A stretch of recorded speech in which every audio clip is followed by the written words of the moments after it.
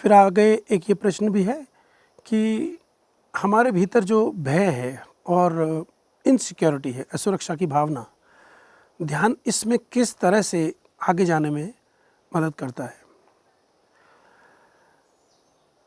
बचपन में जब बच्चे का विकास होता है और बहुत ही छोटा होता है, तब वो बहुत सारी भावनाएं, बहुत सारा विचार, बहुत सारा ये सारा जो साइकोलॉजिकल जो ताना बाना है उसके पास नहीं होता है, क्योंकि अभी उसका नर्वस सिस्टम भी उतना विकसित नहीं होता है कि वो हर चीज़ को, हर प्रभाव को रजिस्टर करता चले। ये जैसे जैसे उसका नर्वस सिस्टम, उसका मेमोरी सिस्टम, उसका परसीव करने का सिस्टम विकसित होने लगता है, वैसे वैसे वो धीरे धीरे इन बातों को रजिस्टर करता है।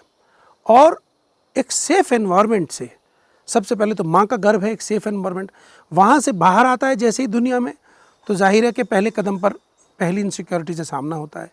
फिर वो थोड़ा बड़ा होता है, साल 1.5 साल की उम्र में, इस सेफ़ अपने कमरे, बेडरूम, घर से जैसे जैसे वो बड़ा होता है, नए लोगों के पास जाना, नई चीज़ें से सामना, चीज़ों को समझना, अंधेरे को समझना, तेज़ आवाज़ों को समझना, इनसे उसका सामना होता है, तो थोड़ा डर का, फियर का विकास होता है। घर से बाहर निकलता है, स्कूल में जाता है, वहाँ पर नए नए लोगों से मिलना, नई व्यवस्था, एग्ज़ाम का डर, मैडम के से डांट खाने का डर, पेरेंट्स से डांट खाने का डर, कोई गलती हो जाए, खाना बिखर जाए, दूध बिखर जाए, चोट लग जाए, अंधेरे में गिर पड़े, कोई कुत्ता काट ले, ये तमाम तरह के डर धीरे धीरे मैच्योर होते हैं।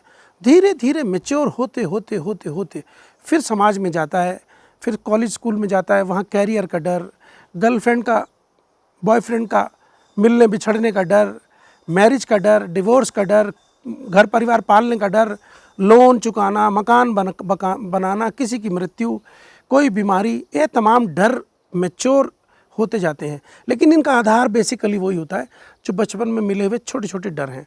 वहाँ पर एक सीट बन गई होती है, फाउंडेशन लग गई होती है, जिस पर यह महल डर का खड़ा होता है। तो जब तक हम मैच्योर होते हैं और सारी समाज की एजुकेशन से, अनुभव से सीख लेते हैं, तो इतना फ़र्क आ जाता है कि डर को डर की तरह से हम परसीव नहीं कर पाते। मैच्योर होकर के हम डर को इनसिक्योरिटी, स्ट्रेस और एंग्जाइटी की तरह से समझने लगते हैं। किसी से भी पूछें आप कि क्या आपको डर लगता है, तो वो ये कभी नहीं कहेगा कि नहीं मुझे डर लगता है। लेकिन आप किसी को पूछें कि आपको स्ट्रेस है, तो आराम से एक्सेप्ट करेगा। तो ये डर का एक विकृत, प्योर इमोशन है डर, इसका एक विकृत जो रूप है, इसका जो एक मानसिक रूप है, इसका जो मेंटल कंस्ट्रक्ट है, वो स्ट्रेस, एंग्जाइटी है, इनसिक्योरिटी है, इसमें तब्दील हो जाता है ऑफ कोर्स मैच्योर होने के क्रम में। और यही हमको फील होता है। ये फील नहीं होता है, ये हमारे दिमाग में घूमता है।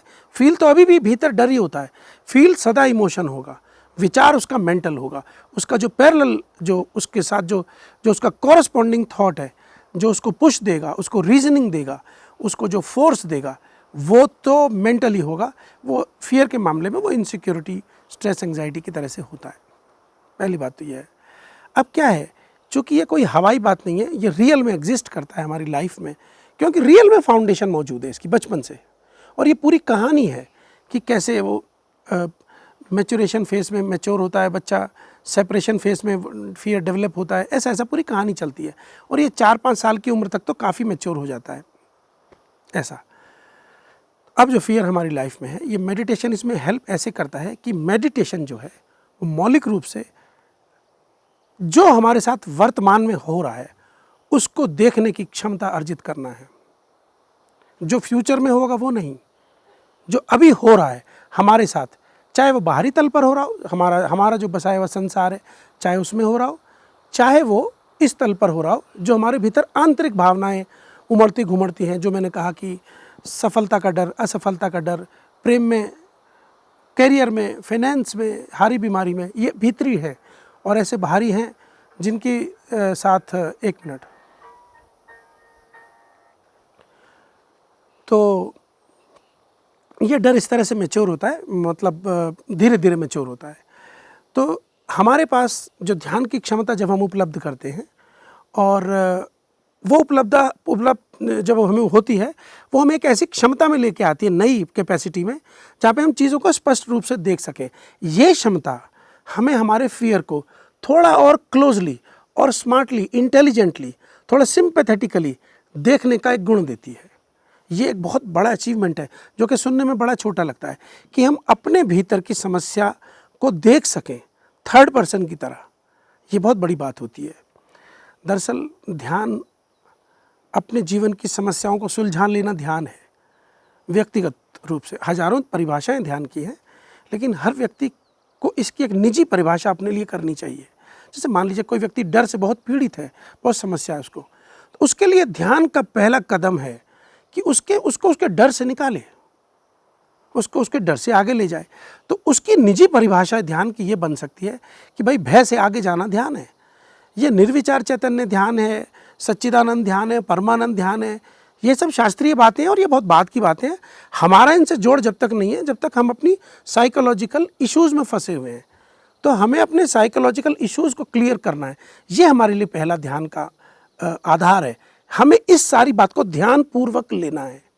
इसके लिए हमें अपने भीतर कुछ कैपेसिटीज़ को डेवलप करना होता है, जो ध्यान की विधियों से मिलती हैं, समझाने से मिलती हैं, पढ़ने से मिलती हैं, कुछ गुरु की वाणी से मिलती है। ये सारी बात है।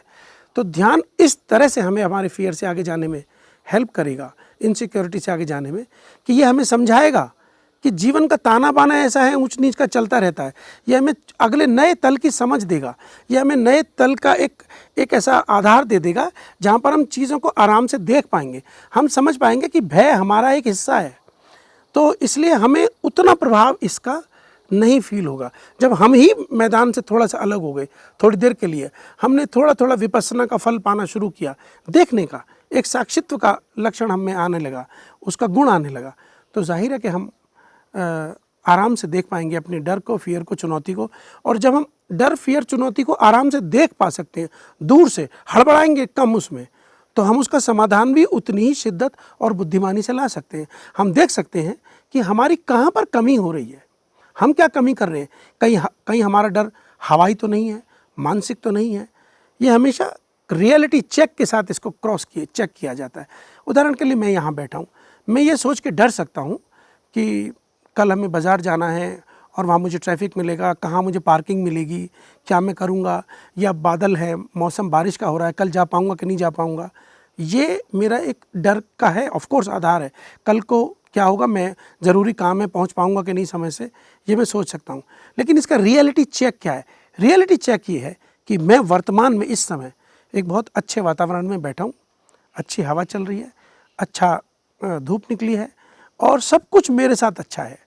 तो वर्तमान में रहने की क्षमता जब हम उपलब्ध करते हैं, तो हम हर बात का रियलिटी चेक करते हैं कि मेरा वर्तमान क्या कह रहा है। जो मेरा वर्तमान कह रहा है, मैं उससे अलग क्यों सोचूं भविष्य के लिए। जो आज मैं वर्तमान में जी रहा हूँ, वही मैं 2 घंटे बाद जीऊँगा, ऐसा क्यों ना सोचूं। यही एक प्रोग्रेसिव लॉजिक भी बनेगा इसमें। तो न सिर्फ हमें साक्षी की क्षमता मिलती है चीज़ों को स्पष्टता से देखने की, ध्यान के माध्यम से हमें वर्तमान में रहने का भी एक उपलब्ध होता है, वो जो क्षण, वो जो क्षमता है।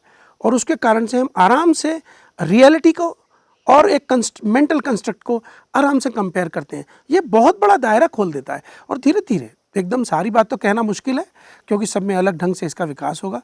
धीरे धीरे ये मैच्योर होने लगता है, तो ये इशू ही नहीं रह जाता है कि हम अपनी सिक्योरिटी और इनसिक्योरिटी से कैसे आगे जाएं। हम समझ जाते हैं जीवन का ताना बाना कि भाई ये दोनों साथ साथ चलने वाले, सुख दुख, जीवन मृत्यु, दिन रात की तरह से।